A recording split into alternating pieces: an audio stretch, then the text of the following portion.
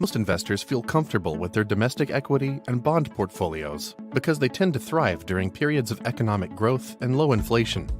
And we don't blame you. It's been a great ride. But it's a big world out there, full of opportunities you may be ignoring. Sadly, we live in a world dominated by a fear of missing out, or FOMO. And in the last 10 years, U.S. equities and bonds have outperformed and generated massive amounts of FOMO. This hasn't always been the case. In the mid-2000s, the best performing markets were international equities, especially emerging markets, gold and commodities. So what happens if growth collapses and inflation becomes the new norm? Or what if the US dollar collapses and US assets are no longer attractive? What will the new FOMO markets be? And will your portfolio keep up or be left behind?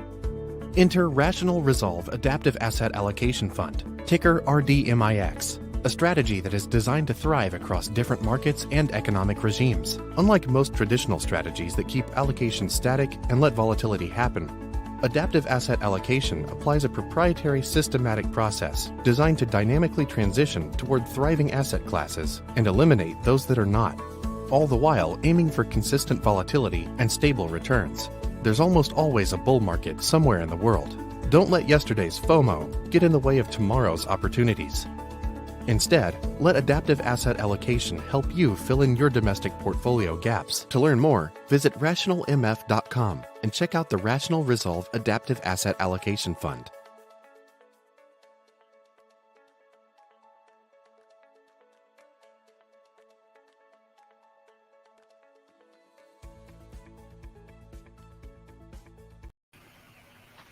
I want to make note that that commercial was created when there was no inflation, and there was a crazy continuation of that insane tech-centric bull market, and so I want to credit Rodrigo for his prescience in coming up with that narrative, which obviously felt like old men yelling at clouds when we were doing it. Yeah, tilting at windmills at the time for sure. Mark, welcome. Thanks for having me. Show. Yeah, I've been looking forward to this one. This is obviously right down all of our fairways. So, I think we're all very comfortable in this sandbox. So looking forward to going a little bit deeper than we sometimes can. Before we get started, just a reminder that this is for entertainment / educational / informational purposes only, and should not be considered advice. You definitely shouldn't be getting your investment advice from 3 or 4 gentlemen on a Friday afternoon. So with that said, Mark, I think you've obviously had a long and eventful career, and so it probably makes sense for you to sort of map out how you got into this crazy business and how your career has evolved and what you're doing today. Right. I think the best way to put it is that I'm still working on the same problem I was working on when I first started in asset management and futures trading. So, growing up in Chicago, I had the opportunity to go down to the Board of Trades when it sort of said that there's a potential job opportunity. And you go to the visiting gallery above the trading pits and you look down and you see utter chaos. And I think that you have one of two responses. One response is, get me out of here. This is not anything I want to have anything to do with. I want to work in an office. I want to have a desk. I want to have quiet. And then there's the other group of people who say like, wow, there's something wild going on here. How do I jump in? How do I get involved in this? And, how do people make the decisions that they're making? And when you look at all of the craziness that goes on in an exchange on the floor, you say like, they're constantly making decisions as new information comes in, assessing the information. And you sort of say like, what is the skill that you need to make good information or good decisions with limited information? And from that, I worked at a commodity exchange.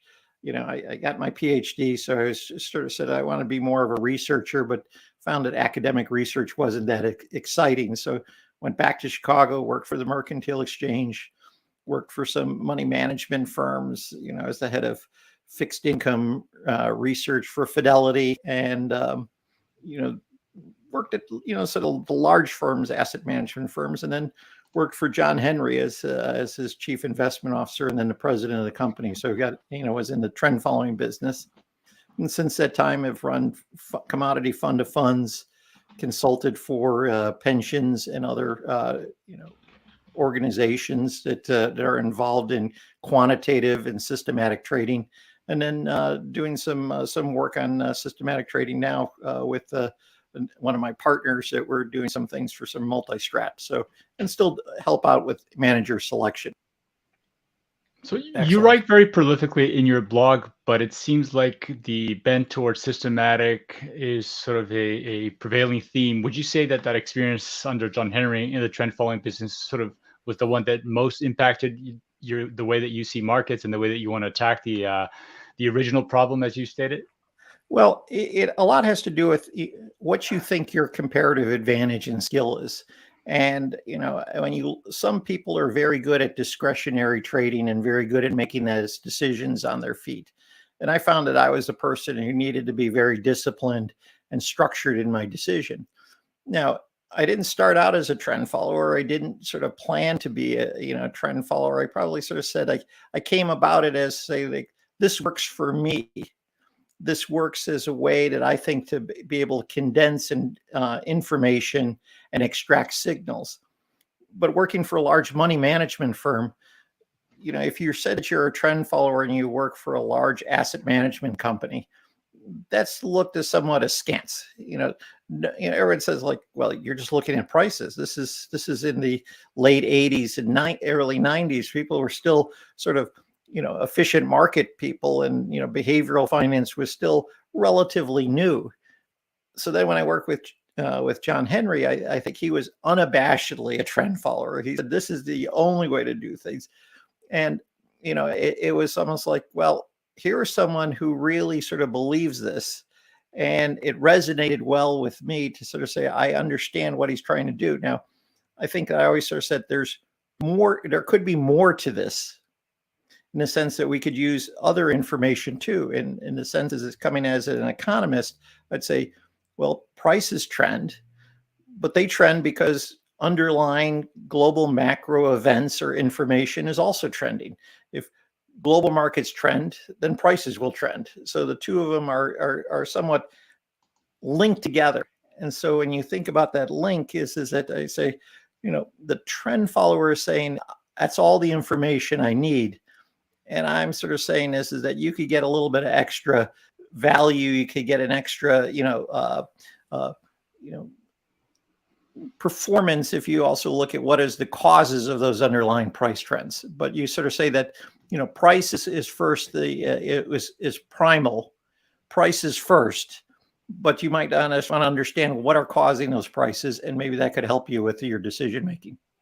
Right. And the idea that narrative often chases price, even though we tend to, oftentimes a lot of people tend to write that the price is chasing the narrative, so to speak. There's obviously a feedback loop in all that, but it is something that we would also share. I wonder if you have a few examples in your formative years, examples in markets and throughout history that have that really kind of gripped your the way that you chose the systematic approach. Like, can you recall a few of these instances when they kind of really shaped your perception? Well, I see you said that you could look at it almost every day, every month. You have to do is just pick up the newspaper, and you find out that someone will have a certain narrative in the market. They start looking at with a certain forecast, and yet prices don't seem to follow what the forecast is. This is it. I would say that there's people sometimes say this is what markets should do, when in some sense you should say this is what markets. This is what is. The price is what the market is thinking. It's not a should, it's an is. And I think that that's important to sort of focus in on, what is it actually telling you? So a perfect example would be is that let's go back in the spring of this year, right after the beginning of the Ukraine-Russia war. This is, they said, well, commodities is that you got to buy commodities, got to have commodities. And all of a sudden is that they did pop in February and then March, and then they peaked in March. And then they came back and they started getting lower. Here's a perfect example is that the narrative was still saying commodities got to go higher, but the markets were telling you something else. So in some sense, from a feedback loop, what you first want to say, okay, what are prices doing? Prices are primal. This is what I should use as my null hypothesis. Should be my baseline. Now I got to try to understand is that why is it that the narrative that you're hearing in the market isn't taking place? What am I missing?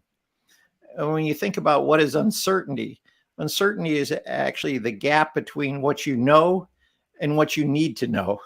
And so the fact that prices are going lower, but your narrative is and the story that you think is that they should be going higher, that's the true uncertainty, because there's a gap between what is actually occurring and what you do know right now. So you're missing something. So then the quest has to be, okay, is there something that you need to go out and acquire in terms of information, or should you just follow the null, which is following the trend?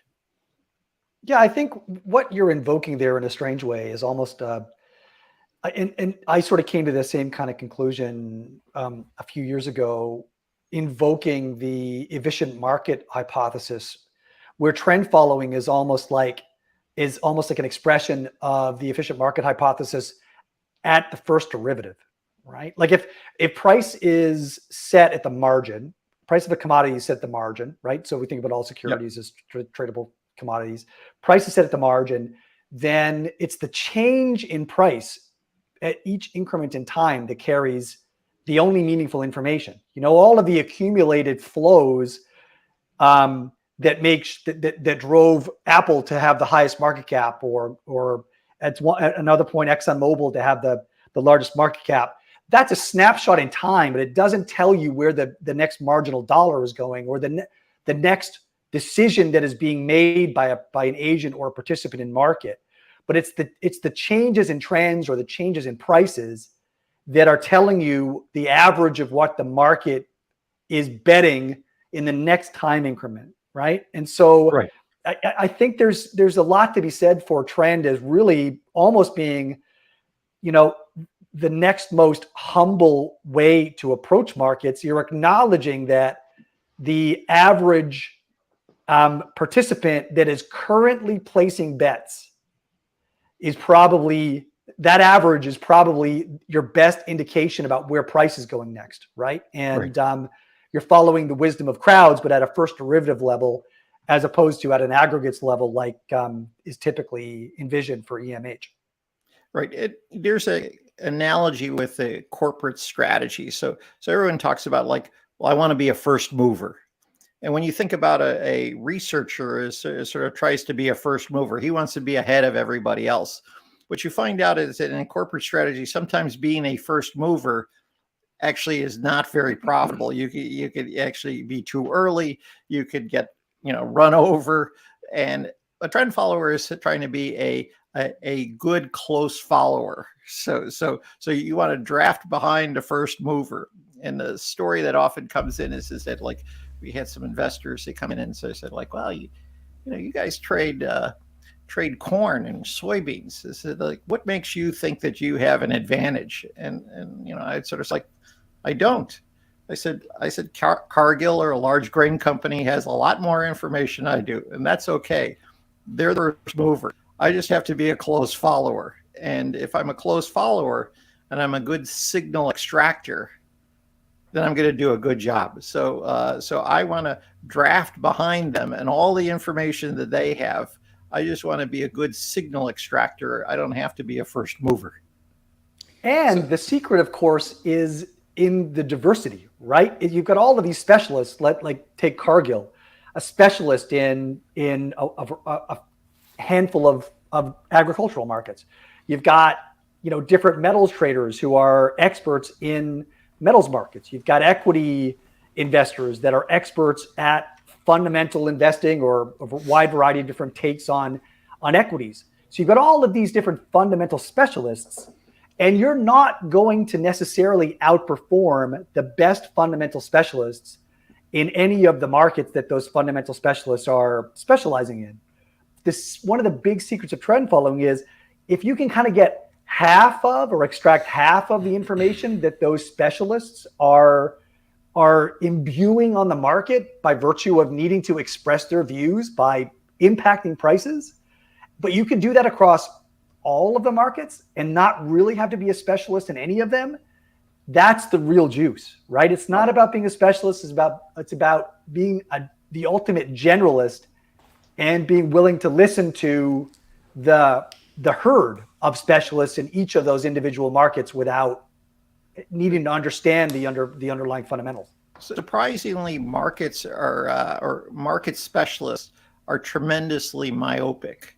So, in a sense, is that the fixed income guys, which are generally the glass is always half empty. They have one set of views, and the equity guys are always glass is half full, have a different view, and it even carries over to like the story I tell when I was at Fidelity and fixed income. Well, we'd have companies that would come in to tell us about what's going on at the company. CFO would come in and we talk to the fixed income guys. They'd say like, our rating is really important, and we're going to pay down debt, and we're going to make sure our leverage is controlled. Then they'd go over to the equity guys, and they would say like, well, you got to pump up those earnings. They go like, yes, we're going to increase leverage. We don't care about the ratings. Is it all we care about is that pumping up those earnings. So we would send like, okay, I want to take my junior analyst. I want you to go to the equity meeting and tell me what they say in that meeting. Then come back, and then we'll talk to them when they come back to see us in the fixed income side. So there is a lot of myopia. And so the great value of diversification is not so much not just diversification, for providing a reduction in volatility, but diversification because there's myopia in how people look at markets. So, sometimes even when you see the news comes in, the fixed income market will discount that information differently than the equity market. And that causes markets to be out of line. And sometimes the trends or the cross correlations are such that you could take advantage of that.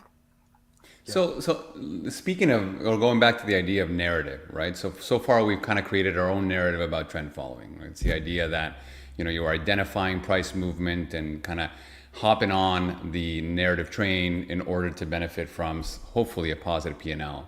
And oftentimes I find trend followers or momentum managers taking a very simple story to retail investors and even institutional investors, which is, we can make money anywhere. We're gonna find the trend and we either go long or find a trend down where we're gonna go short. So Bob's your uncle. It's an easy thing to do. But the reality now, that's the narrative, right? But the reality is that doesn't always work, right? The trend following works over time, but not all the time. And we can go through long periods of non-trends, right? So how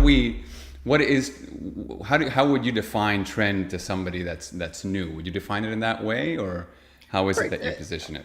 That's a good starting point, but I think the important point you have is twofold. One is that there are a number of different narratives. Narrative is truly important. I know we're going to talk a little bit about management selection, and I think that the whole process of providing a good narrative to investors is critical for any allocation or for investors to invest in a fund. If they don't get the narrative, it doesn't matter what math you use. And I think there's also more than one narrative that can apply to a certain strategy. But generally, I think that the we'll call trend following CTAs have never really done a great job of providing an effective narrative for investors. They've tried. They've had different narratives at different points in time, but it's never been enough to sort of get large institutional investors to embrace trend following as a core strategy. And the story that comes to mind is I was at a State Street Bank conference, and I was sitting next to someone who was at the conference, a large trend follower, and they said like, how are you doing? And they're up close to 50% for the year. And then they said like, I said, well, how's the asset flows coming in? So we got a lot of flows. And I said like, okay, where are you getting the flows from? He said, it's almost all retail. This is like the retail flows have been fantastic. I said, well, what about, you're an institutional style firm. Why aren't you getting any? He says, the institutions are still having a hard time with this. He said, like the individual investors, the financial advisors, they seem like they get the story, or they're comfortable with the trend following narrative. But the institution guys are still having a problem. They really have a hard time embracing the story of trend following. And I don't know if you found that the case we too. We did. I remember, Adam, do you remember when we went to UTAM? Yep.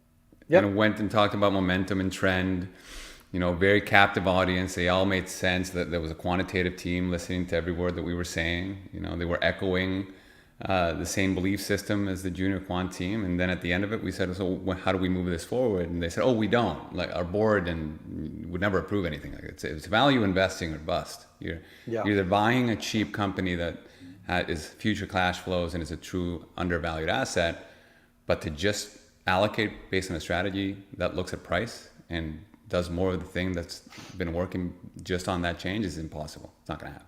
Well, yeah, I think also the industry lionizes investors like Dave Swenson and Warren Buffett, who have folksy, clear messaging about buying good companies, or why there's an illiquidity premium in privates, and choosing good managers to select good private companies and then take them public and make them more efficient, et cetera.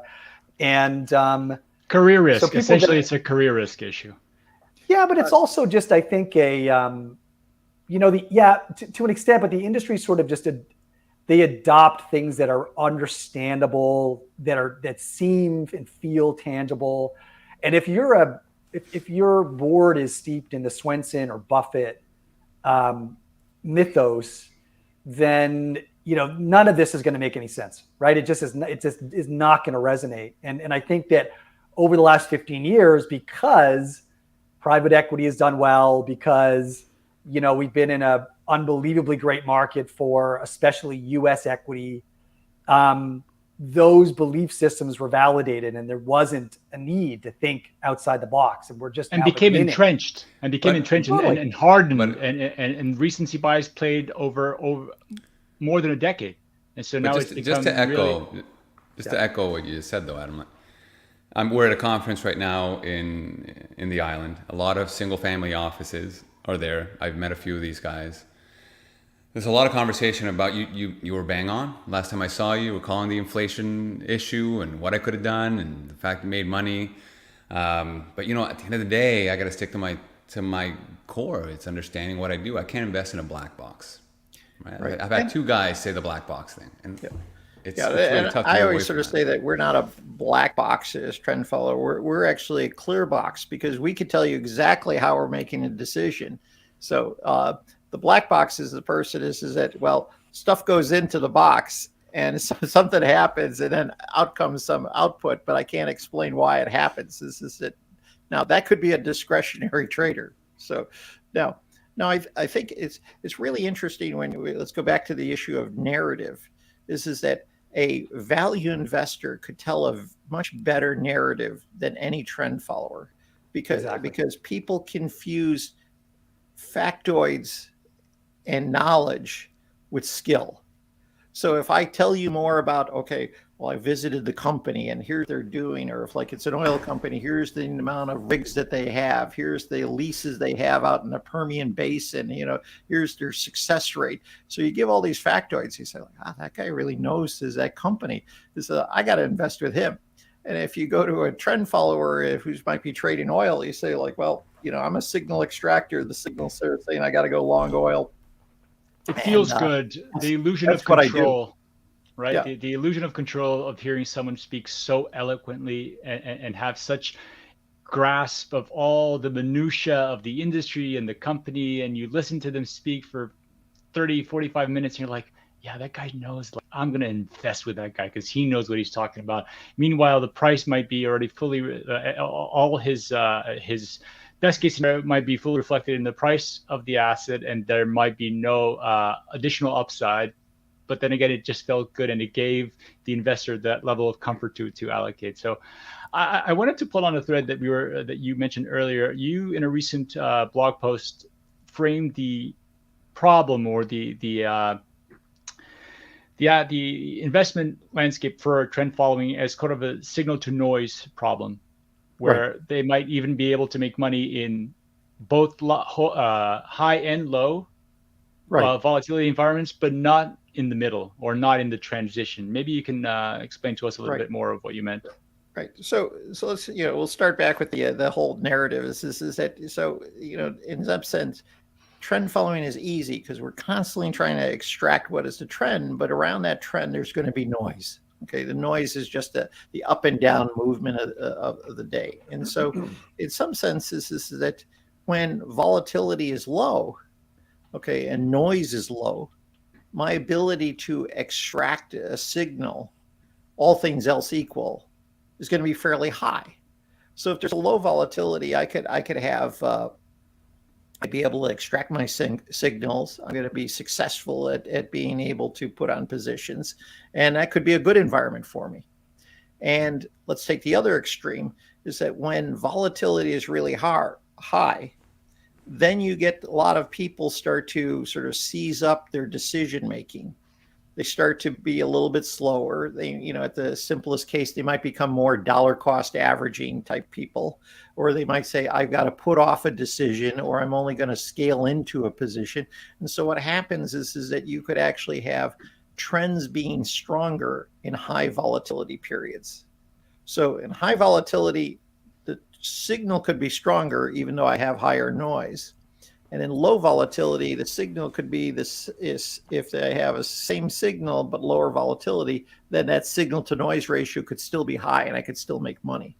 And I sort of half joke is that when they talk about volatility and trend following, I always say that we're long volatility, because if you have a high volatility, then you could have a lot of dispersion in price. We love dispersion in price, because then the potential place that prices could go to could be much wider, and so there's more opportunity for profit. So at the extreme, there's some would talk about like, well, I'm an outlier detector. So you may not like that, but we'll just sort of say that would be at one extreme. But we're actually short volatility. And when I say we're short volatility is that your worst nightmare from a trend following perspective is that you get a big jump in prices and then it reverses the next day. So you got a lot of volatility in the short run, because then you could get hit with a stop. You might sort of say, I got to reverse the trade. Then it goes back the other way. And so in some sense, your position is sort of like a knockout option. So when I hit my stop, my position gets knocked out. So if I buy a call option, I could go, the price could decline, but as long as I have, I pay out my premium, and I'll just wait for the expiration. But with a stop loss and a trend position, it's almost like a knockout. So your high short-term volatility is your enemy, but wide long-term volatility is your friend. So and I think that some of the data sort of suggests that. Now, at the same time, what you find out is that then the changes in volatility are always the problematic, because you're in some senses that you're changing the distribution of what you're looking at, and that's where you could sort of like get a false signal. So that those rapid changes in volatility can also be problematic. I like the way you frame that. Yeah. From 2015 to around 2019, it was a really rough go for trend managers on average. And so do you ascribe that being short volatility? Was it a short volatility few years? Is that what you ascribe most of the pain to?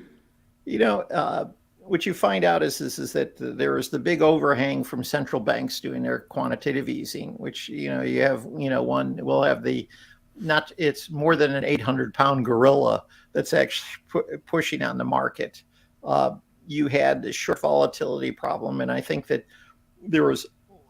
we'll sort of say that there was a switch from a lot of traders that because medium to long-term trend following after the 2008 great financial crisis, had a bad spell. And I think a lot of people then started to switch into shorter term, faster models. And they actually found out that those didn't work. And now we're finding back in we'll say the 2018 to the present, people have gone back to more longer term trend following, and the longer term trend is actually allows you to sort of like sort of move through those short volatility spikes. So I think that there was a movement to shorter term trend following at the wrong time, and that exacerbated a lot of poor performance in that. But did longer term trend followers do okay? Pardon me? Did long-term trend followers do okay? They didn't do, well, let's say the short-term got really bad. Long-term didn't do as well, didn't do well either. So it was a relative difference, but it was just a bad period of time. Yeah, I mean, look, central banks were explicitly in the market suppressing large moves, right? How do trend followers make money? There are large moves that persist through time and typically go longer and or for longer in time than most market participants expected. Right. And you start looking at all of the different like categories. If everybody's doing similar, quantitative easing and following similar monetary policy, then it's hard to trade currencies. So all of a sudden that takes out, one leg of the stool. All of a sudden you had a long-term down cycle in commodities. And I think that generally you find is that in commodities, when prices are falling, there's more chop, there's more volatility on the downside relative to the upside. So that took out stool number 2. Stool number 3 is that, you couldn't trade sort of short-term rates because they were all close to zero and they weren't moving at all. You find that the long-term rates, you had the overhang from central banks. So that was stool number 3. And what you look at, some people say, well, let's try to trade individual stocks. What you find on an individual stock basis, a lot of them have, negative autocorrelation. So if you want to talk about a headwind versus a tailwind, you'd like to have markets that are sort of have positive autocorrelation, because then that, it's just a matter, how do I exploit that, or how do I extract that from my trend model? If it's negatively autocorrelated, is that you've got like a headwind that's working against you. So like every day there might be, or in the short term, it's constantly reversing, and you've got to try to sort of walk beyond that to try to make money. So, which kind of jives with some of the other forces, in addition to the Fed, that we know have had acting, particularly the equity markets, namely market makers. I mean, after the great financial crisis, large institutional players and money managers started to hedge their positions a lot more. And so the market makers became another important driving force in our markets. And in addition to the passive the index tracking vehicles that became these price insensitive movers in the market that I think engaged in some of the behavior that you're just describing. So it's a complex problem. But it is interesting. I just pulled up just broad indices like commodity, US dollar, ACWI US, and trend followers required, I guess, a trend upward or a trend downward. And what you observe in those periods of pain is that they were just flat. They literally just went flat and no in volatility. Everything but the S&P and the NASDAQ. Exactly. But even like the 14 was a good year for trend following. That's when commodities, took it in the chin. But of course, the problem is that you quote the NASDAQ and treasuries even were doing okay. And so you're thinking, there's a trend. Like, how can you not? That's the biggest trend we've seen in 100 years in NASDAQ. How could trend followers not be making money? It goes back to the pain of being diversified in every which way you cut it, whether you're diversified globally as a long-only investor or whether you're a diversified trend following manager, right? It's a tough go when you go flat for decades. It's almost like trend following needs to be matched up with some sort of options trading strategy carry to capture, Right. some sort of spread trading. And there's the sort of, I call it the dirty secret of trend following is that everyone talks about diversification. I want to have a lot of markets because I need diversification. Now you make most money trend following when a lot of stuff starts getting correlated and then everything starts trending together. Is that because if you have everything uncorrelated, then you might make money in half the markets, you lose in half the markets, and you net out to something that might be slightly positive or zero. Is that you say like, I want, there are a lot of trends to occur. I want them to be correlated. And I want to trade those different markets because they may not all move at the same time. But you say like this to say, wait, inflation goes up. This is a godsend because then you say that now we got a whole bunch of markets going up at the same time. And the other reason why I just love inflation is because, inflation causes price distortions, and price distortions causes people to believe the markets are more uncertain. And if there's more uncertainty, that puts, sort of grit in the and the engine of decision making. So if there's more grit there, then they're going to slow down their decision making, and that's good. Inflation causes distortions. I think that then you can exploit those distortions. Well, yeah, I mean, you certainly get discordance between central banks, right? You're going to have different policies for dealing with inflation. Every country, depending on how they're affected, what they import, what they export, is going to have different issues. That affects the political angle as well as to how they handle it in contrast to anybody else. And so for the first time in many years, it's not US dollar and everything else, but it's many cross trades of those currency pairs, which also affects their fixed income markets and so on. That's where the dispersion comes in. I mean, inflation tends to break things and create that disparity. Right. that definitely helps active managers, right? Well, it's more than just policy differences when you think about it. Is that because let's say a commodity price is going up. Is that going up because of inflation? Is it going up because there's a demand problem? Is it going up there's a supply problem?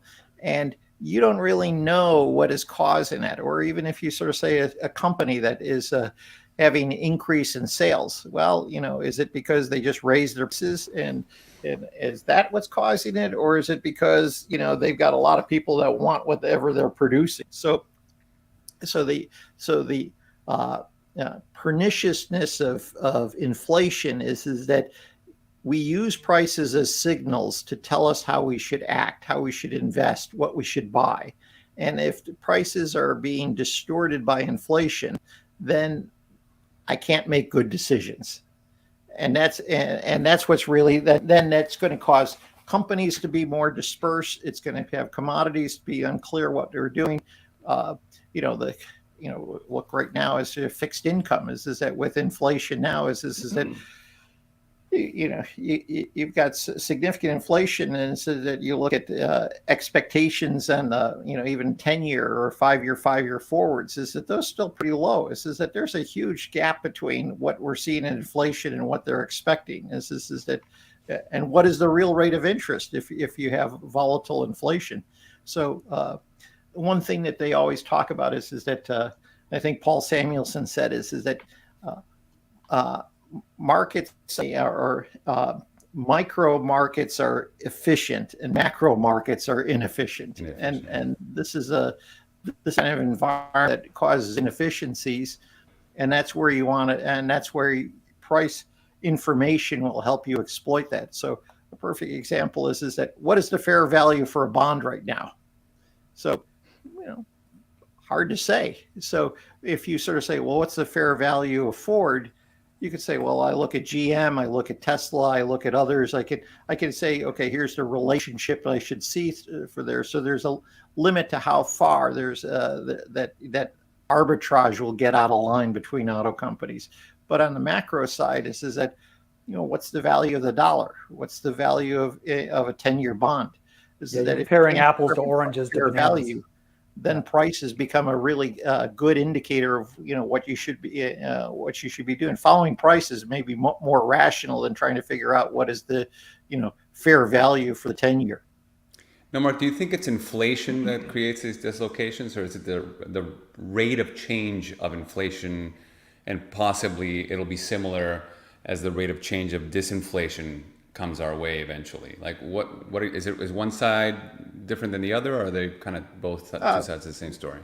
Well, so there's two parts. There's the level and the dispersion of inflation, and so when you see that inflation is higher, then the dispersion, or we'll call it the volatility of inflation, gets much greater, and that's what's really causing the distortion, and that's what really causing the problem. So you look at the CPI that we had just the other day. Is that the reality is that we were like 0.3 or less. We're pretty low relative difference versus what was last month, and then versus consensus. And so, but all of a sudden is that people extrapolate this out because 0.3% is noise, but it's caused a lot of people to readjust their expectations. Well, so much has to do with positioning too, right? I mean, if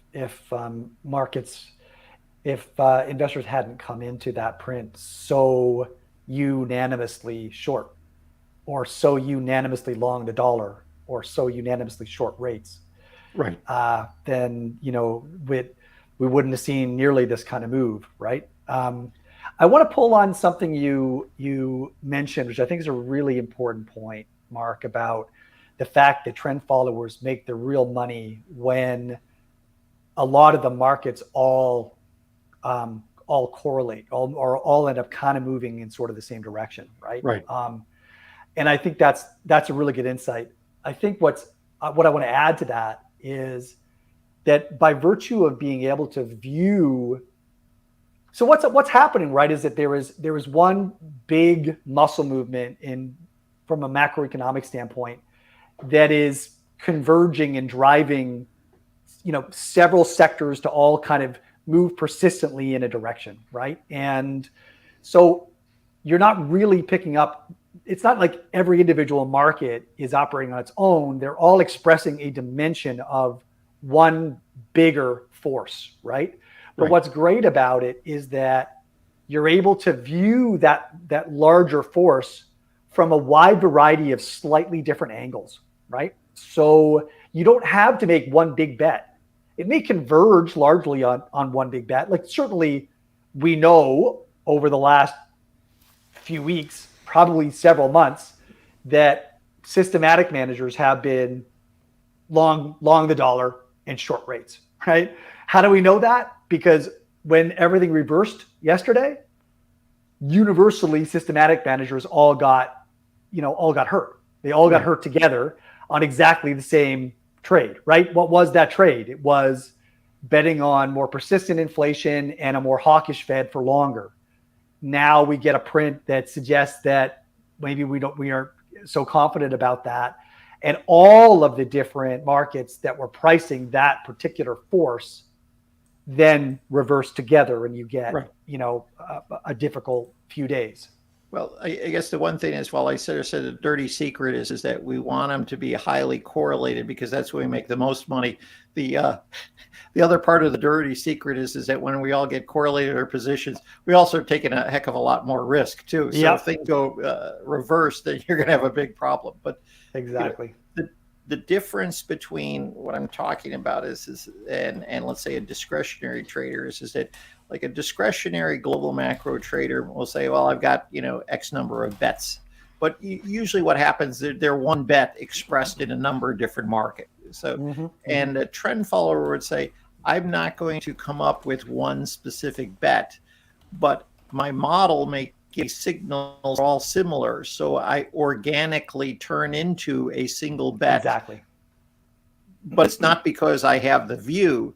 The markets are organically telling me that there's something going on that's similar across markets that would cause me to be positioned in the same way. Yeah, it's an emergent to your phenomenon. To your earlier point, you were talking about how different markets will discount news in different ways and over different time frames. Back in February and March, well, I think particularly in February of 2020, we started to see several markets rolling over quite aggressively, particularly copper and some other metals in the run-up to the COVID crash.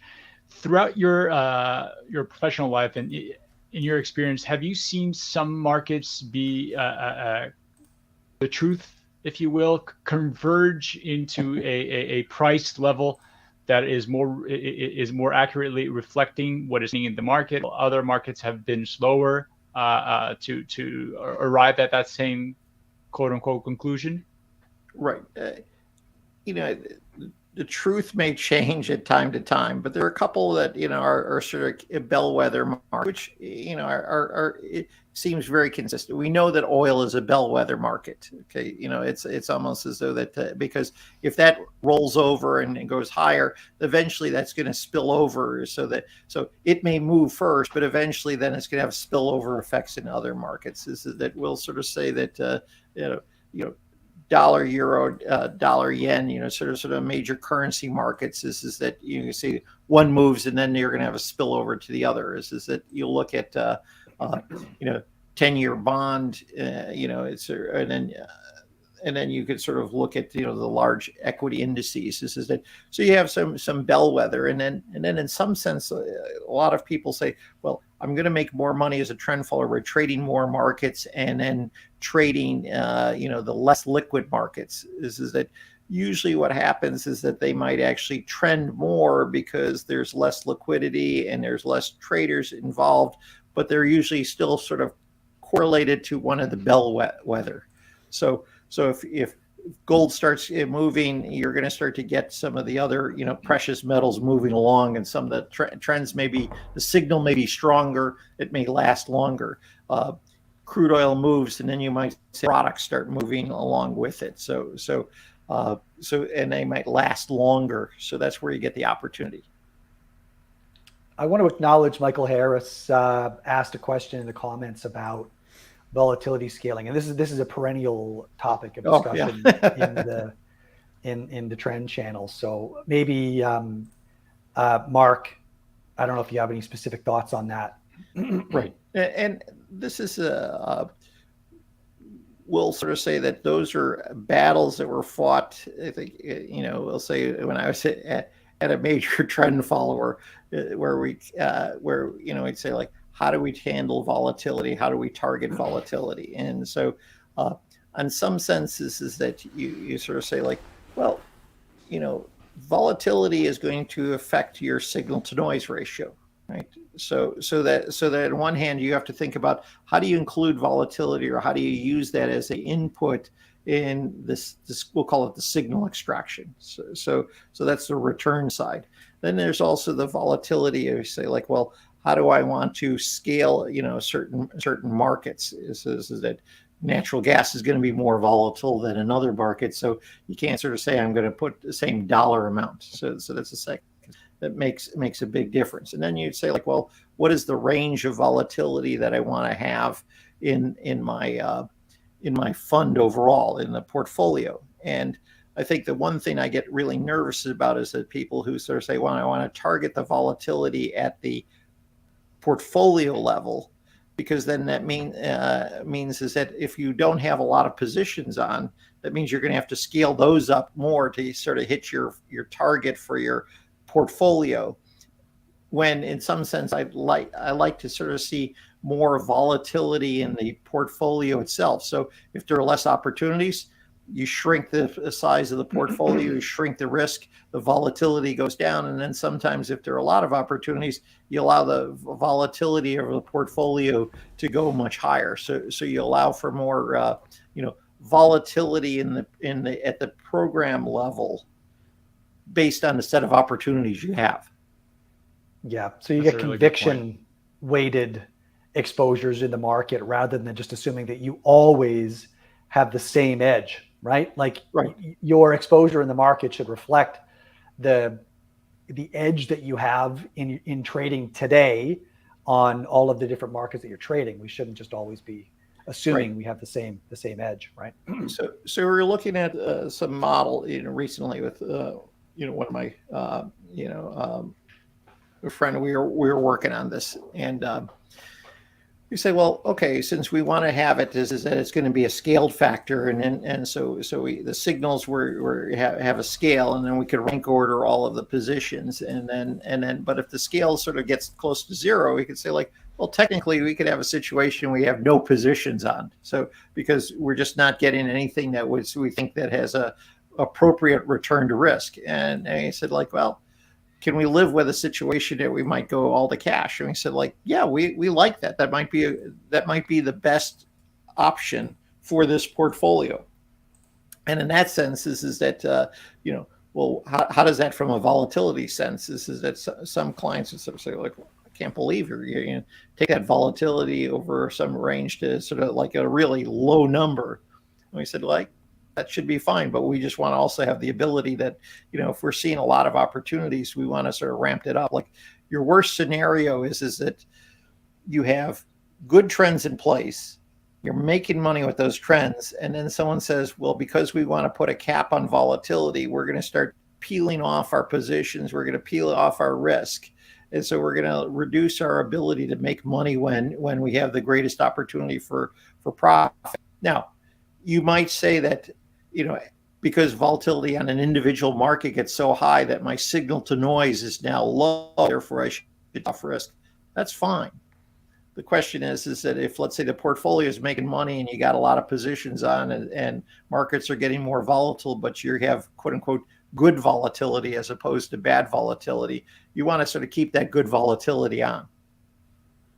Yeah. So specifically, I think Michael was referring to, so you're setting a risk budget for a trade on the entry of the trade, and I'm sort of describing it more of a traditional kind of trend strategy, like a breakout strategy or something.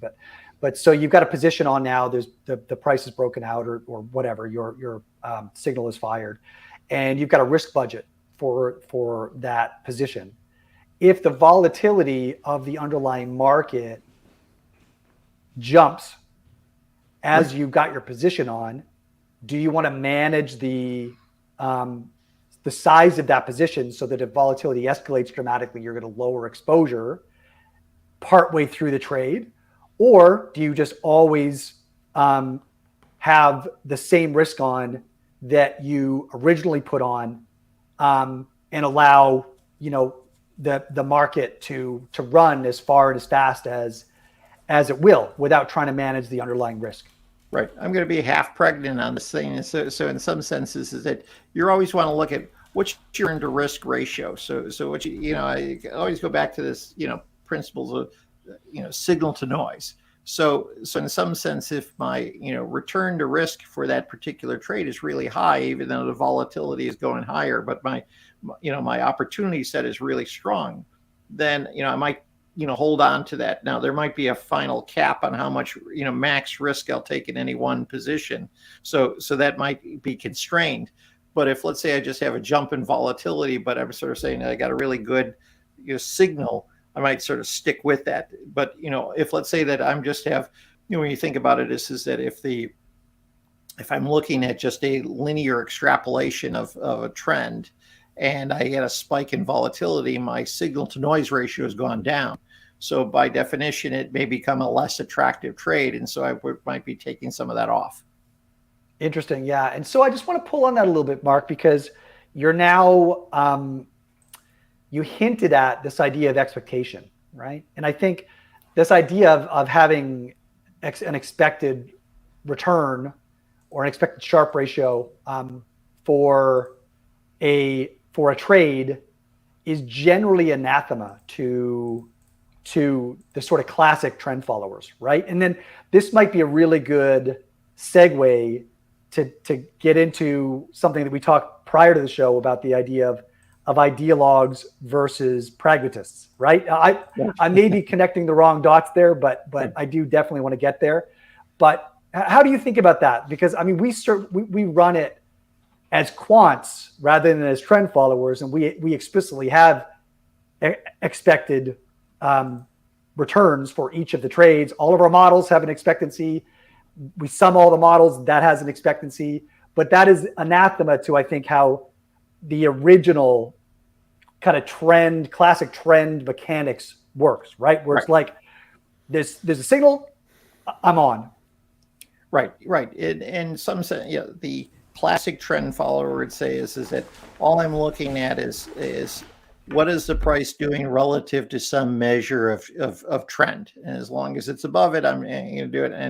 And some would argue trends will always go longer than expected, which is sometimes the case. But realistically, is that if you're sort of look at markets, that at some point is that you have some idea of how long a trend might last from past data.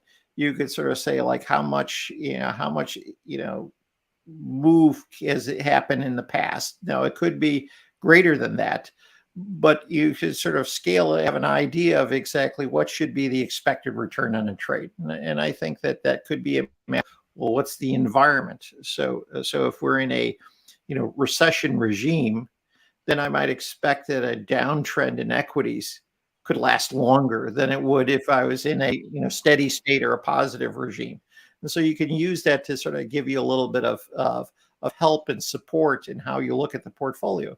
Because the one thing that would drive me just completely batty, and this is just like always say, like and it'll probably have lost more hairs about it. So when you sort of see that you follow a trend is going up, and then all of a sudden you start to give back some profits because it's the market is starting to go down, and it hasn't gone through the let's say your simple moving average. So say you had a trade that you may have made 20% on, but then you gave back half the profits, so it's only 10%. And then you say like, someone will say that was a great trade. We made 10%, and as a fixed income bond guy, I'm saying it's like, well, it was a great trade, but I lost 50% of what I could have made. Is that I'd rather have gotten out before the peak and then sort of found another opportunity somewhere else, as opposed to ride it to the peak, go beyond, and then sort of give up half the profits. That really is painful. And I think that's so they're the two real pain points for any trend followers. One is that giving back, money from the max price. And then the other is just getting, stopped out. So, stopped out is that it's a necessary part of the business because it's telling you something is wrong.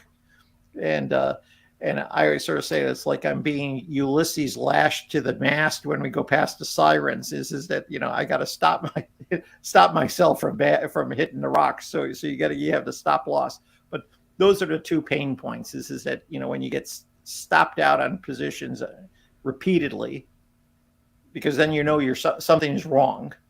And then the second is that when that you had a trade that you could have made X, but you gave back half the profits.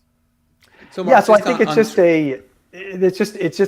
it's a completely different view. Like I think if we had, some of the old school turtle traders on having this conversation, that their hair would be on fire, right? Because absolutely, right, yeah. So, but we view it in a very similar light, right? That there's context, their history can inform what you should expect based on the nature of price movement over a wide variety of different look back horizons, a wide variety of different types of moving average windows, et cetera, and conditioned on other stuff like the shape or a slope of the term structure, seasonality effect, et cetera, right? So I agree, but I just want to acknowledge that there will be trend followers listening to this who are, punching their screen. and that's okay. In fact, you want to have a variety of trend followers. So agreed. So the question that always comes in is that, well, the trend followers, they're a herd. They're rolling over markets in some commodity markets. Is that they all trade at the exact same time. I think the important point to sort of say that from a manager selection point of view, and then just from saying is that when you hear the word trend followers, they're not all the same. Everybody has a slightly different nuance in how they want to exploit opportunities and what they do. And you have to understand and appreciate those differences. So classic, and we'll get talked to about the ideologues. So like that. Yes, please. The ideologue will sort of say, like, this is the way I do it. If I'm a turtle trader, or if this is the way I've been doing it, this is where I've always done it. You never change your models. And anybody who doesn't do it this way is sort of like, they don't know what they're talking about. And we'll probably sort of say that the U.S. trend followers have generally been more following into the ideologue camp. And a lot has to do with they started early, at a given time in history, and so they made a tremendous amount of money, following that system. And so I think that it's like, well, it's important to be a purist. Okay, I would sort of say that I sort of half joke. The other approach is the pragmatist, or the of Europe. And so the European is probably much more of a pragmatic from a political and a number of issues. And so we'll say that the London CTA mafia is probably much more sort of agnostic, or they're more pragmatic relative to the US ideologues. So now what you found is that that when trend following is done very, very well, those pragmatists have underperformed.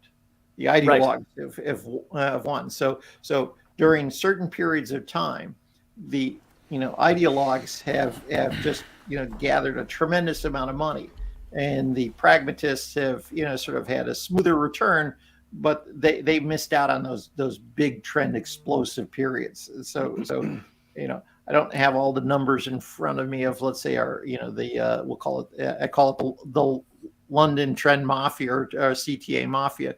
But then you look at them versus some of the, more ideologue managers, pure trend followers, is that you could see the gap between their return to risk ratio and what their performance has been this year versus maybe other periods of time where they may have done, they may not have done as poorly as the ideal done. So, and a lot of this you got to think about in terms of history is that, the reason why, long-term trend followers or long-term trend followers in the 70s and 80s were because that's what the market allowed. I don't know. Do you ever look at what the, the round trips brokerage cost you paid when you were in the 1980s? You were paying like $80 a round turn. So it was just, amazing. Then you sort of say, well, what's the price per round turn you're paying now? This is right. You're probably you can trade a lot more now than you could then, right? Yeah. And let me put this you have to keep it simple. The fees you pay to the exchange and then to the CFTC are probably more than what you actually pay to the broker. So as now an interesting part is that because markets became electronic, markets costs came down, bid offer spreads were tighter, brokerage costs were lower. Then all of a sudden people got on the faster trend following bandwagon because you said, like, well, why not? It's cheaper to trade. So I could trade faster and more. And so, and the long-term guys are like, well, I got an advantage here, but but this is where my bread and butter is long-term. And so, but then the guys who started later in the 90s or 2000, they were faster guys, traders, for a simple reason is that for them, the environment was cheaper to go fast. Right. Yeah. So how has your trading evolved then? You started off under John Henry in a more purist, perhaps, trend following, maybe ideologue. I don't want to put words in your mouth, but maybe it was a more of a classic approach. And then you arrived at, your current state, moment in your career where you're toying with these different ideas, these different approaches. I wonder, within the trend following, do you have a preferred style? Is it breakouts? Is it moving averages? Do you think some of them lend themselves better to some markets versus others? And then a second part of that question would be, have you married other styles to trend in order to create a more of a multi-strat approach?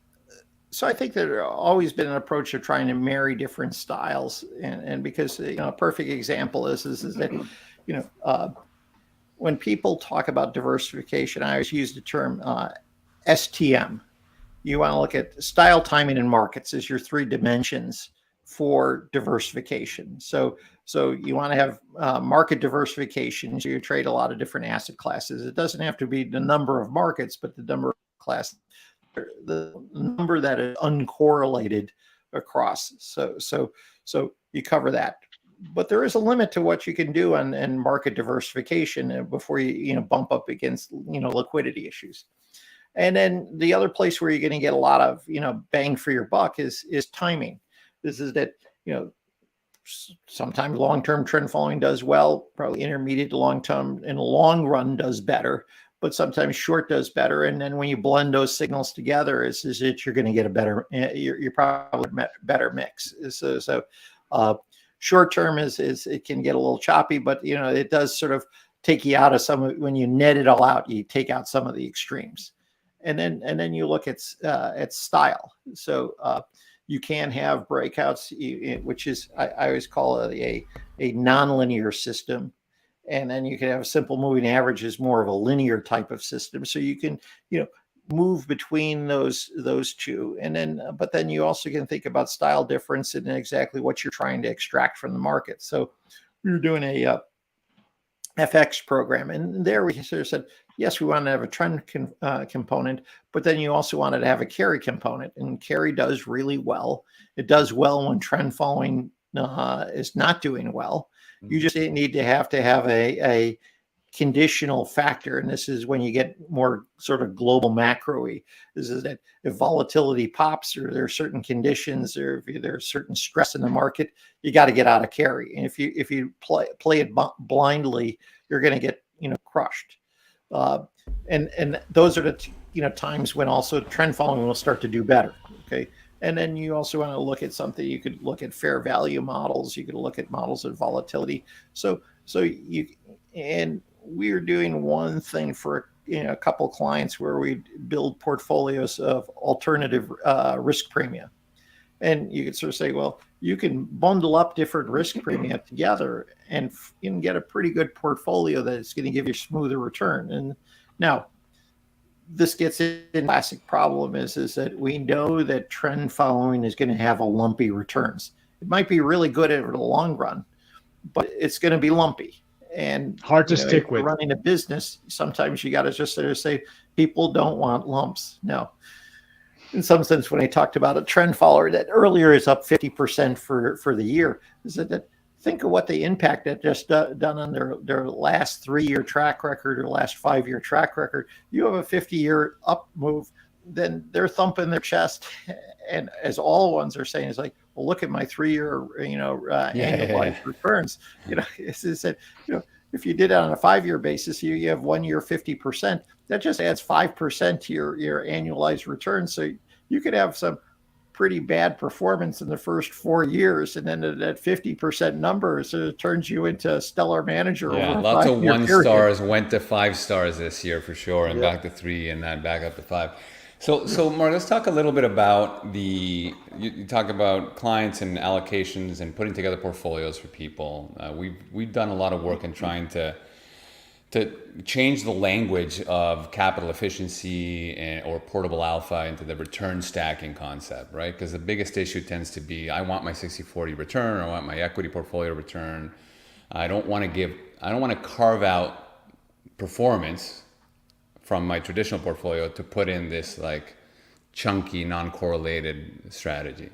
And so for me, it's a no-brainer. It's always been, why not yes and this, right? Get your portfolio and then stack the returns of your trend following manager on top. And you could do that now with mutual funds and ETFs, but for single family offices, for institutions, it seems to me like carving out an allocation to buy a fund of funds versus stacking managed futures on top, which is capital. It's super easy to do in contrast to trying to kind of stack a long short equity manager, right? That's very costly. Just the way futures work seems to be a perfect tool to get to yes and this problem. So my genuine curiosity is, even though this is a no-brainer, it seems to be very hard for us to, we have a few family offices where we're stacking futures on top of single positions that they're not going to sell ever.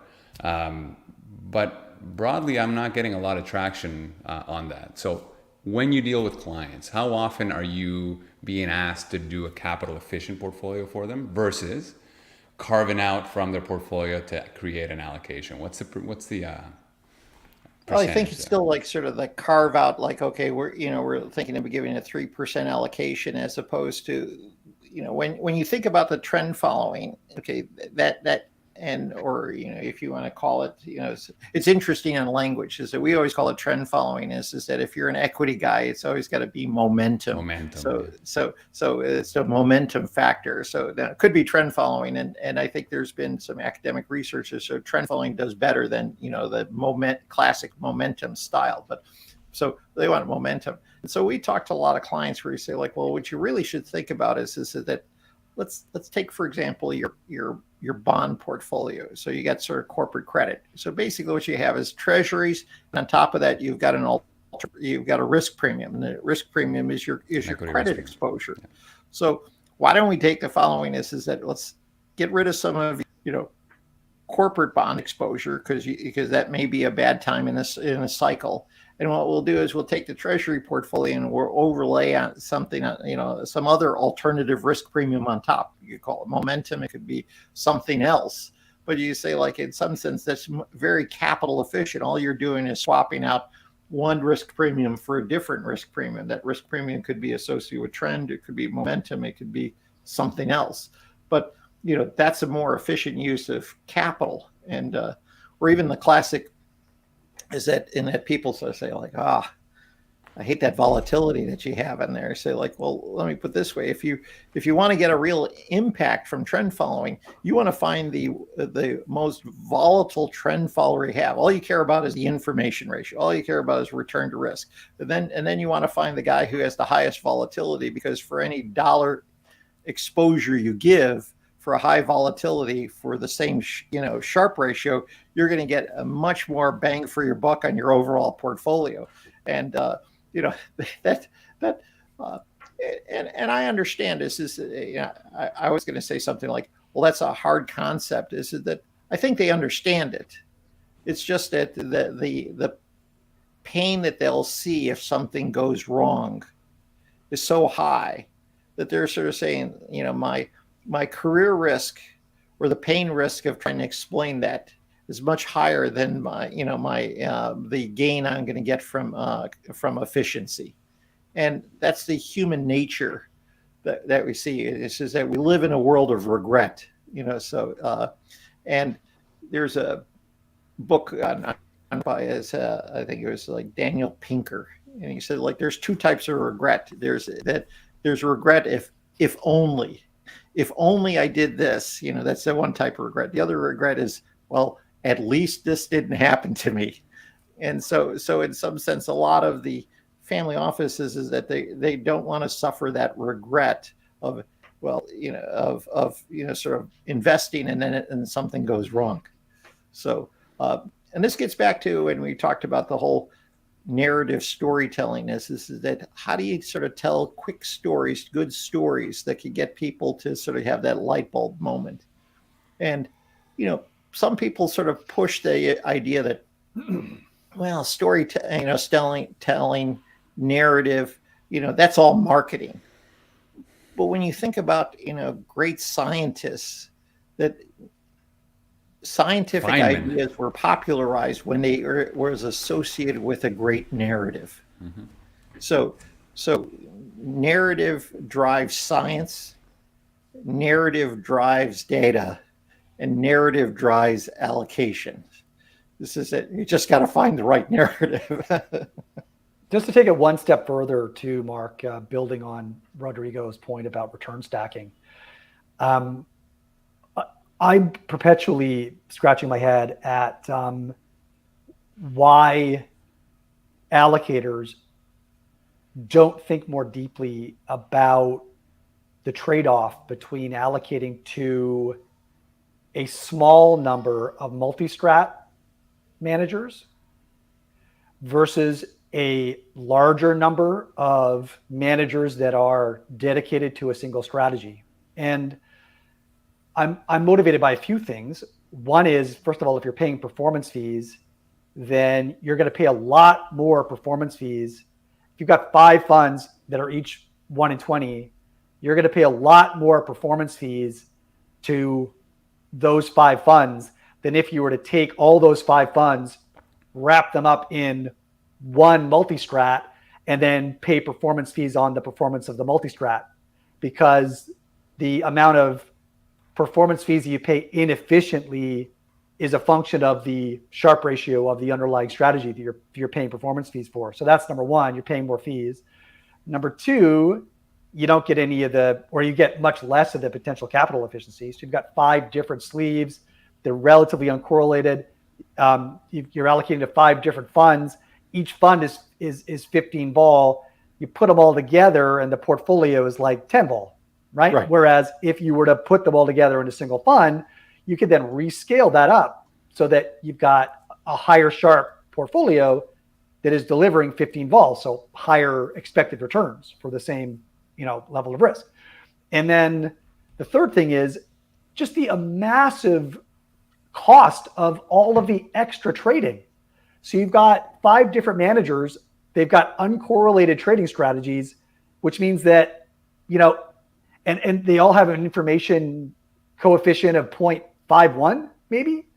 So there's a lot of unproductive trading going on at all of the 5 funds. One of the funds is buying ES today. Another fund is selling ES today. Another fund is buying ES. Another fund is selling ES. All this is unproductive trading. And if you put them all together in a commingled account, you get to net out all of those trading. And our estimates suggest that that's like a 25% or more boost to expected net performance after accounting for all the opportunity for trade netting. So lower fees, higher capital efficiencies, and way lower trade cost drag. Why are more institutions not moving in the multi-strat direction? And I think they are. I think that the issue is that we celebrate the idea that people are slow to react because that's how we make money as trend followers. And yet, in some sense, is that we're seeing this process occur. Is that in some sense you look at fund of funds. Fund of funds, was everybody wanted to invest in fund of funds, and then they sort of say like that really isn't a solution. And so there have been a movement to, multi-strat. Multi-strat is a great way to be able to sort of break out all the cost, the high cost structure of a fund of funds, and some of the biggest ones are closed. And so in some senses is that there's got to be another set of managers to do that multi-strat business. And then in some sense, when I was talking about alt risk premiums, is that you could be able to build a swap portfolio of alternative risk premium swaps. And you could be able to do all that, in that same structure. You could create a multi-strat or a fund of funds in a box. So okay, but even in that, if you've got 5 different strategies, let's say you're buying 5 strategies from a bank, right? But you're buying them through swaps. Someone's trading that portfolio. You got someone's trading the carry swap portfolio. They're trading the trend swap portfolio. And so you're still not getting any of that trade netting. Right. And so you have to rebalance across the swaps contracts as well. Yeah. There are different. So you get the extra return to be able to point to here's my performance and such. So there's advantages that way. Is that sure. You still have that there is sort of like I say there's some trading on the back end either because of the swap dealers doing the trading or. And then you could sort of say you don't get any expertise because you're buying an index, as opposed to if you do a multi-strat. Is that in some sense you can learn, you can have a feedback loop, and you can actually then be able to improve the models. Is that the problem with the alt risk premiums? Is that you're buying a certain index representation of a risk premium. And so now if you feel as though that there's no longer a fair representation of the strategy, you just got to unload it and go on to the next thing. Yes. If you have a multi-strat, you could sort of say is that, and something is not going well, or there's a change in market structure, I can learn from that and be able to improve. So you can innovate. So you can have innovation in a way in a multi-strat. This is it. Now, you have to be able, and this becomes an important part of manager selection. So I was doing this survey with Kaya on manager selection and due diligence. And so the number one issue is that the two things that are most important for a lot of investors is risk management, is sort of expect. And number two is that in terms of, sort of is research, and I think that in some sense implicitly they're saying is that am I investing with a manager who can adapt and learn and be curious of the environment around him, so they can become better over time? Or they make a mistake, they could say, well, I made that mistake once, I'm not going to do it a second time. So I think that curiosity research is an important component of being a good manager. And you sort of say, and I'm willing, if people can show me that you're good at that, they're willing to pay for that. They're willing. And part of it is then being able to say, well, from a research perspective, can you, or are you willing to share your research so that you engage as a relationship with the client?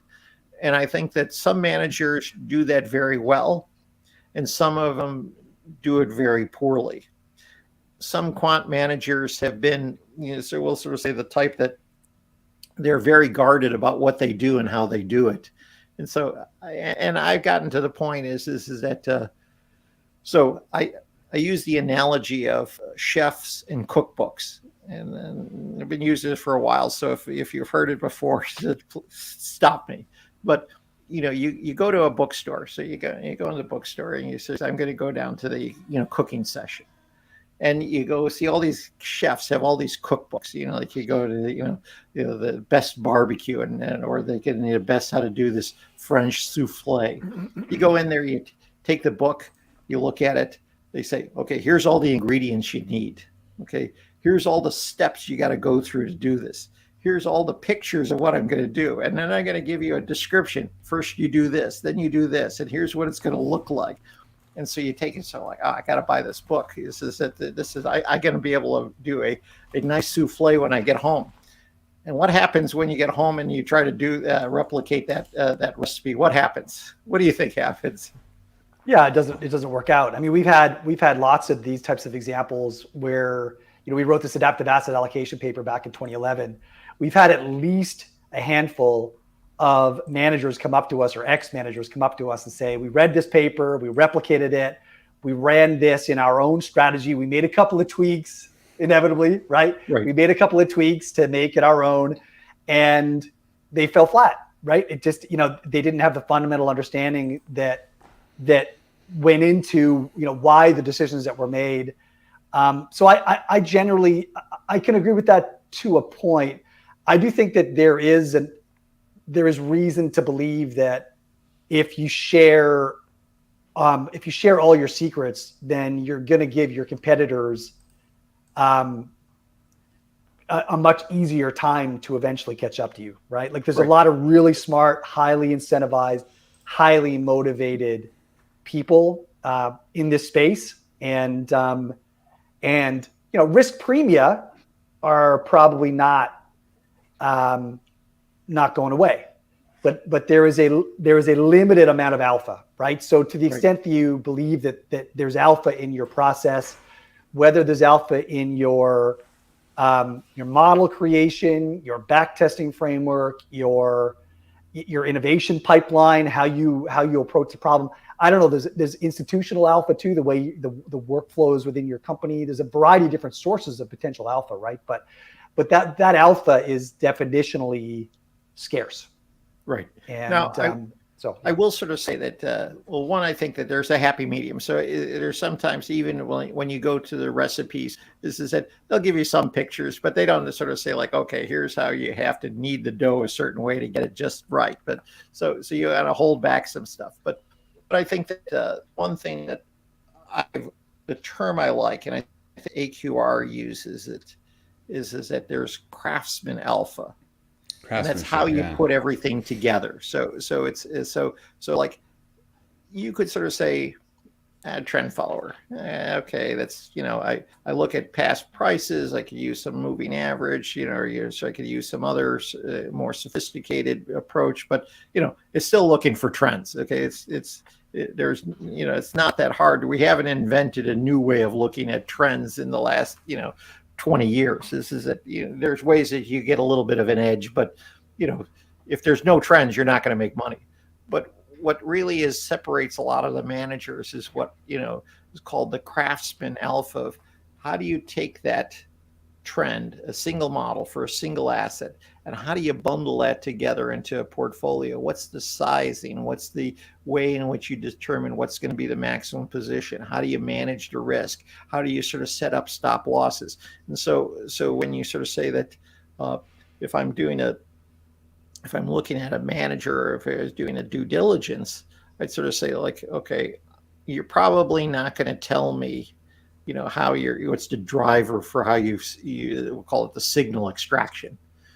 But what I'm really interested is all that Craftsman Alpha. How do you get that? And I've seen so many times where I've got like an okay model, but if you have the right Craftsman Alpha, if you know how to bundle it together in a portfolio, you're not going to take the ugly duckling and make it win a beauty pageant, but you could take someone who's not, you could take a good model and you could turn it into a much better model if you do the Craftsman Alpha correctly. And your souffle can actually arrive at the right consistency, right? That's essentially exactly. And I always say another way to put it is that we as systematic managers, as trend followers, to sort of say like, I'm actually running a factory. Okay, my inputs are price. It could be other stuff. So I got inputs coming into the factory and my return. Okay, and my quality control is my risk. So in some senses so I got to think about what's going on in the shop, what's the production line, what's how do I make sure I got quality control of my data? How do I get quality control of what I'm doing? How do I got to make sure that everything is, all my bolts are put on properly, and it's all the little details of running a factory. And funny enough, there's no glamour in running a factory. Is that we're on the shop floor and we're we got a production line. So we're not thinking. Funny enough, our image lunches with companies. Funny enough, our image in our deck of the alpha process is a factory line. Okay, so you got the little smokestacks. A little smokestack. You got the funnel that comes in, what you exclude, what you include, how do you optimize? Yeah, it's pretty. It really is the whole process, that craftsmanship alpha. That. And I don't know whether that resonates well with clients. I guess from a client perspective, I would sort of say that I would really feel good about the fact that like, okay, these guys really think of themselves as engineers who are running a factory, because then I could sort of say if it's a good factory, then it should lead to repeatable success. And if somebody said like, well, I'm a big thinker, but I don't sort of get into all the nuances and all the deep details, then I would get a little bit more nervous. Not to mention minimizing key man risk and all that, right? With that type of machinery. It's the process is the star, not an individual. And and you're buying, and you say like, well, what are you paying a management fee for? Well, you got to run the factory. So, and you say like, and the quality of what's coming out the factory, that's what you're paying the incentive fee for. So speaking of that, what are your thoughts on replication ETFs? Have you put any thought into that? Where do you think that ends up? What is it? The thing that scares you is the fact is that there are more ETFs now in individual stocks that we've got trading. So the whole issue is that it's at some level, some of the ETF business has turned into a marketing business as opposed to a solution business. So in some sense, if I wanted to trade a basket very efficiently in a form, then ETF is a great way to trade a basket from a retail perspective. But then when you get beyond this, where we're going to sort of say, well, we're we're going to have active ETFs. We're going to have, different types of replication baskets. So then you sort of say like, well, what problem are you trying to solve? Right. Yeah, no, I agree. And there is some element of, the Tommy Hilfiger effect. Tommy Hilfiger being the beyond which there are no further derivatives, right? Like you've got trend managers who derived their strategies from some of the original, like the OG trend guys, and then you've got this second level of derivative manager that is, deriving the performance of these other derivative managers. I mean, it's like now we're gonna, eventually we're just gonna have replicators, the replicators, and it'll be right. Turtles all the way down. Yeah. Now, the thing that you always look at replication is that, and I know you've seen, let's say, okay, how can I be able to create a, let's say a hedge fund strategy that I'm going to replicate with other factors. And what you find out is that the R squared that they have is still really low. And then you say, I could have factors that make, that are significant, that are close representation of what's going on, but the amount that I can explain of the variation relative to the total variation is very, very low. And you say like, well, the amount that's unexplained, is that where all of the creativity and skill lies? Right. So you can sort of say that you've got all the major factors that might be associated with that strategy. But by the definition, if you're looking at sort of replicating using some linear regression, you're still going to have a tremendous amount of the variation that's unexplained. And is that unexplained portion the skill portion? So, and they say like, well, okay, that really doesn't help you that much if, let's say, all the skill portion is not what you can explain. They say like, I don't know if that does you much. And the volatility that is part of that unexplained portion of the replication ETF might just be pure noise and could lead to problematic years, let's just say, or wonderful years, right? You can get good luck either way, good or bad. Well, overcrowding, like the overcrowding can help you on the way up, and the self-fulfilling prophecy and capital flowing in, and then all of a sudden that marginal dollar starts to seep out, and then all of a sudden the door is not wide enough for everybody to leave, and so the capitulation of the replication strategy drives an industry that was actually providing a solution to be bundled by the marketing tool, as Mark put it. Now, I will sort of say that there are a couple things, as I sort of said, like I've just indicted some replication, but when you look at, for example, private equity, is that when you think about, and no investors really talk directly, but when they come in there and you show them your returns and you show them your risk, your return to risk profile, and then they're looking at it, they're going, and you say like, hey, I'm doing well relative to my peer group, I'm doing well to the others, but the elephant in the room or the shadow behind here is that they say like, well, I can invest in private equity. I could get double-digit returns. I get no volatility. I only have to mark to market once a year, and I'm going to lock that money up for 7 years. And they're always going to be able to sell out all those investments, and I'm going to do great. This is it. Like, holy smoke! This is like, can you imagine what some of those marks at the end of this year are going to be? Where they where if you mark it once, is that there's going to be a lot of pain in the streets. Well, Sequoia is going to be interesting, right? All these private, a lot of them haven't marked down their losses. A lot of them are FTX investors. So I'm going to see how that goes. And then when you sort of say, from a replication point of view, you can sort of say, that there is a, if you lever up some of different indices, you're going to get a close approximation to a private equity return. So it may not be the best private equity return, but it's going to give you private equity like returns, because that's what they're doing. They're leveraging up equity exposure.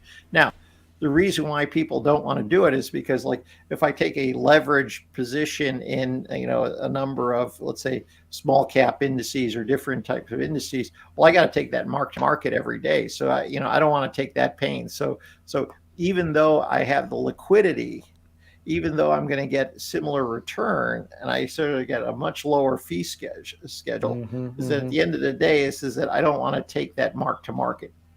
And the pain of mark to market is the bane out of a lot of investors. Is that what you think about it is that think of trend following or think of all of this high volatility.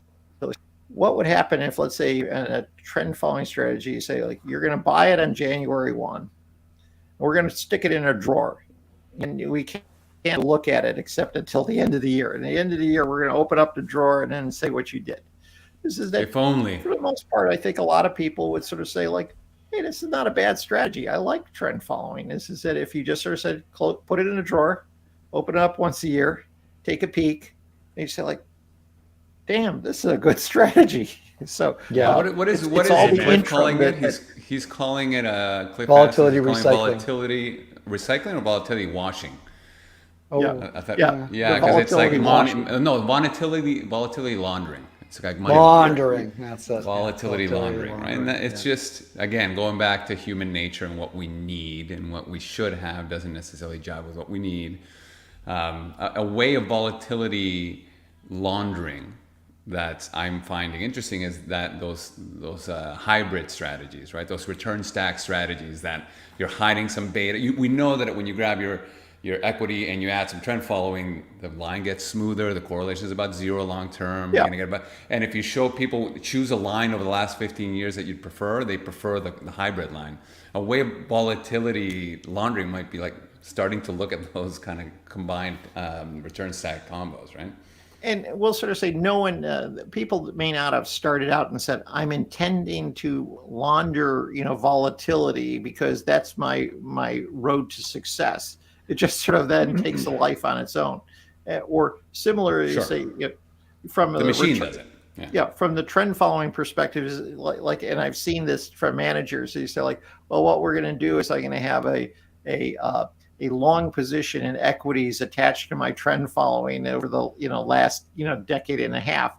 So in some sense, you say, like, yeah, but that you could tear those pieces apart and they could do that themselves. You're going to pay an incentive fee for that portion. So there are CTAs who do a little of that volatility laundering by sticking in some long-term trend for equities to be able to do that. So people in a lot of different forms. It's not just the private equity guys who do it. Fair enough. Well, long-term trend following does embed some pretty substantial market beta, right? Just mechanically it does. So that short-term trend following just doesn't. It gets whatever those returns are, they're going to be a lot less correlated to the underlying markets than the long-term trend followers are, just mechanically. But for the long-term trend follower, his intent is not to launder returns, to smooth it out, to try to to sell a better product. He's just saying, this is who I am. And I'm just sort of saying that I believe that long-term trends are going to give me the best returns.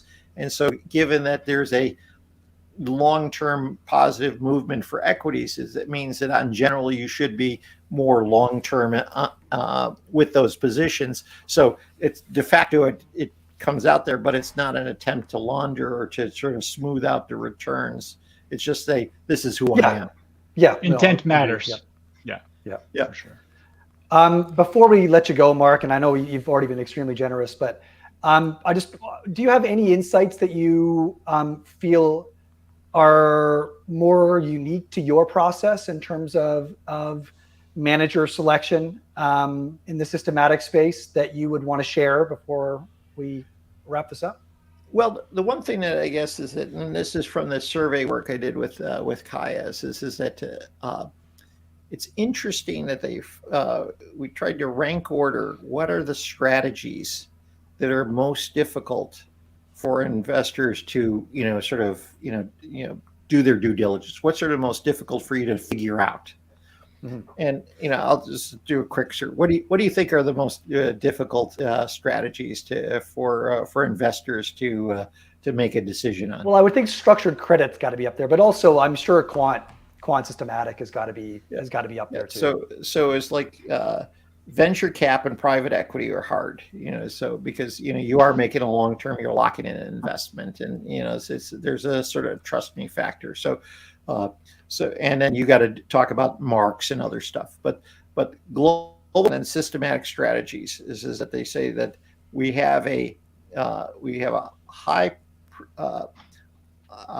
weight on quantitative analysis for picking the managers, but we still find that these are the hardest strategies to be able to understand. And then we say like, well, what is the deciding factor for picking systematic and global macro?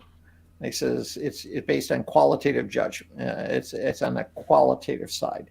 It's not the quantitative numbers. It's qualitatively, can I be able to determine whether they can generate future performance?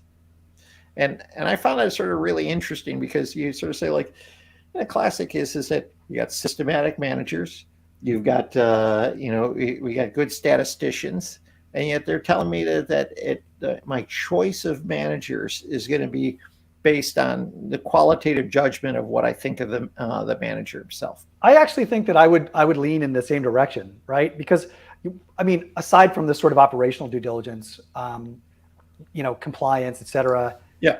What is your experimental design? How do you gain confidence in your approach? How do you, quantify the range of expected outcomes? How do you think about risk management?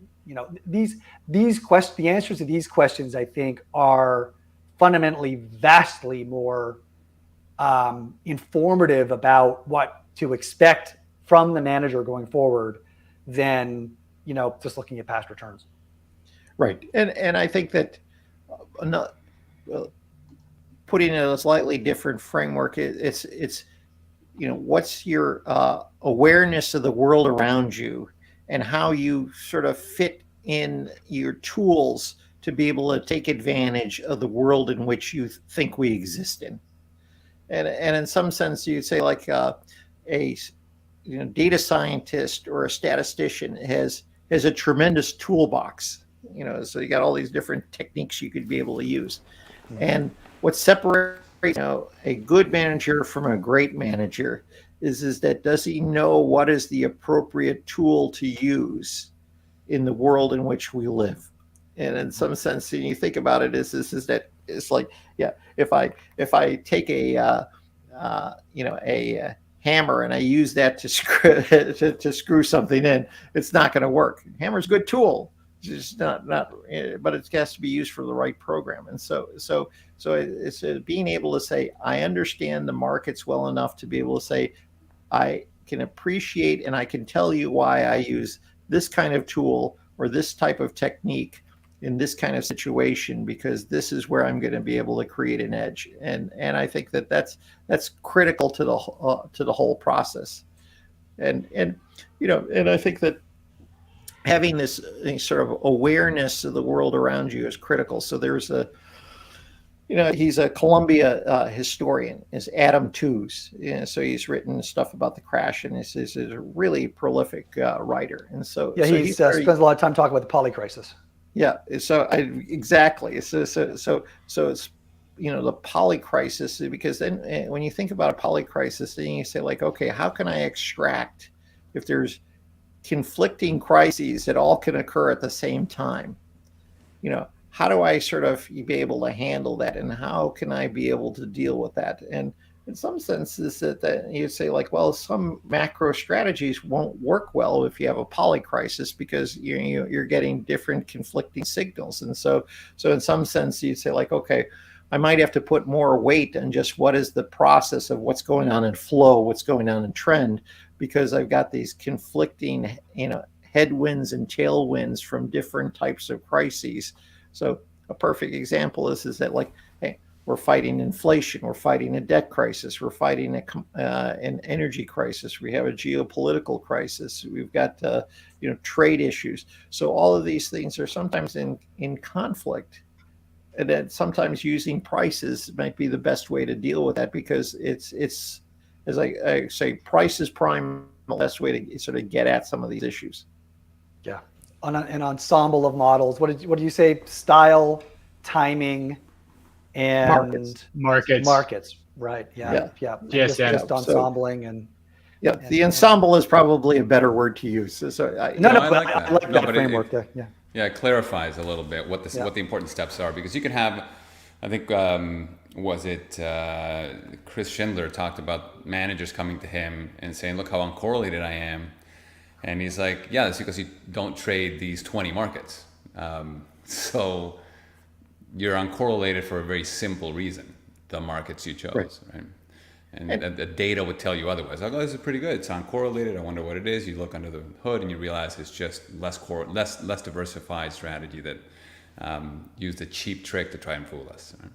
Right. And I think that, this whole idea of style timing in markets, it's a nice simple way. And when you think about, again, storytelling and narrative, you say, like, you want them to, when you walk away, you want them to remember something. And we always have to joke is that sometimes you're not always seeing the chief investment officer. You might see an analyst as opposed to the committee or the chief. And that analyst then has to convert what you've been telling. And you've been telling them a great story. You're giving them all the details.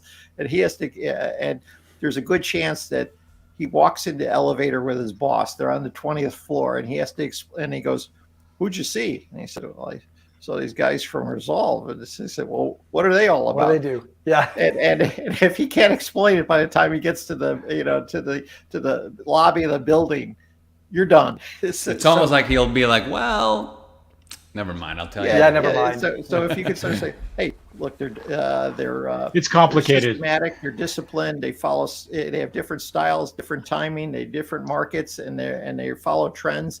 And here's what they're going to do in an uncorrelated way when there's a crisis." You say, like, "Okay, I got it. Let's send me the report." So that's what you got to get to. It's the quality of the narrative that the analyst can produce. Right. If the analyst can actually frame it properly and produce the right kind of narrative, back to your earlier point, then the story is as sound as and the CIO can get behind it. Right. And I probably say, like, Richard, it's one of those things that almost I said, like, I talk to the analyst and he sort of likes it. I say, like, well, look, tell you what, I'll write you a 1-pager. So just in case you forgot anything, and I'll send it to you. And a lot of times they'll just say, like, "I love that, because, like, I want to get it right. I got to condense all of what you told me in 1 page." And so there's the pitch book, which, everybody's got to have a pitch book, but no one reads. But then they need to convert that into a, like a 1-pager. That's what we do. Okay, that's exactly what we do. And this is what we got to show the investment committee. And because they're not going to show them a 20-page pitch book. So it's got to be condensed in there. And you can sort of say, like, if they have to do it on their own, they're not going to get your story right. So it's almost as though give me the tweet. What's the tweet? Yeah. Eventually it'll be like or unlike. Yeah. And so you or not. You got to do that for them. Yeah. That's right. Well, that's good. We'll be in touch with you next week for you to get together with us and the sales team and to crystallize that. There you go. Okay. This is a pleasure. I really liked it. I'm just checking my watch. We've had a long call. So Thank you for your time, Mark. Yes, they've been a lot of fun. Shared a lot of really valuable insights. So thank you very much. Yeah. And really appreciate your thanks time. Everyone for tuning in and have a great weekend. Yeah, Mark, where can people find you before we let you go? Yeah, it's at mrepczynski@amphitrading.com. So that's AMPHI trading.com. Right. Yep, .com. And then you're also on Twitter, right? Rzepczynski, then they go on YouTube and they write it out. They got it right there on the bottom exactly. there. But love to be able to talk with you. And one of these days I'm going to get up to Canada soon. So we're going to have to get together. So when you're not, hanging out in the Caymans or whatever. That sounds great. You're welcome to come down there here all too. the time. That's right. I'm in Toronto, so come anytime, Mark. Sounds good. All right. Thanks. Have a great Friday. Thanks to everyone who participated and with good questions and comments. And we'll see you next week. Okay. Good talking to you. Thanks. Bye. Thanks. Most investors feel comfortable with their domestic equity and bond portfolios because they tend to thrive during periods of economic growth and low inflation. And we don't blame you. It's been a great ride. But it's a big world out there, full of opportunities you may be ignoring. Sadly, we live in a world dominated by a fear of missing out, or FOMO. And in the last 10 years, U.S. equities and bonds have outperformed and generated massive amounts of FOMO. This hasn't always been the case. In the mid-2000s, the best performing markets were international equities, especially emerging markets, gold and commodities. So what happens if growth collapses and inflation becomes the new norm? Or what if the US dollar collapses and US assets are no longer attractive? What will the new FOMO markets be? And will your portfolio keep up or be left behind? Enter Rational Resolve Adaptive Asset Allocation Fund, ticker RDMIX, a strategy that is designed to thrive across different markets and economic regimes. Unlike most traditional strategies that keep allocation static and let volatility happen, adaptive asset allocation applies a proprietary systematic process designed to dynamically transition toward thriving asset classes and eliminate those that are not, all the while aiming for consistent volatility and stable returns. There's almost always a bull market somewhere in the world. Don't let yesterday's FOMO get in the way of tomorrow's opportunities. Instead, let adaptive asset allocation help you fill in your domestic portfolio gaps. To learn more, visit rationalmf.com and check out the Rational Resolve Adaptive Asset Allocation Fund.